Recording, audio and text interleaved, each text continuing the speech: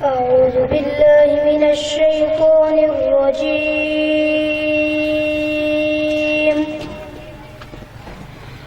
بسم الله الرحمن الرحيم.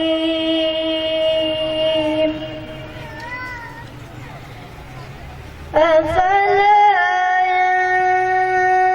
ينظرون إلى الإبل كيف خلقت وإلى السماء كيف رفعت وإلى الجبال كيف نصبت وإلى الأرض كيف سطحت. بسم الله الرحمن الرحيم. أفلا ينظرون إلى الإبل كيف خلقت وإلى السماء كيف رفعت.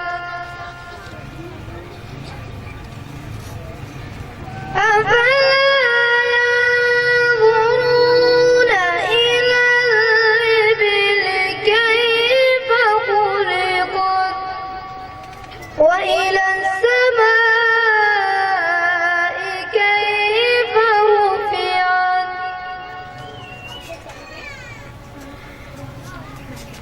أفلا ينظرون إلى الإبل كيف خلقت وإلى الجبال كيف نصبت وإلى الأرض كيف سطحت. فذكر إنما أنت مذكر لست عليهم بمسيطر إلا من تولى وكفر فيعذبه العذاب الأكبر.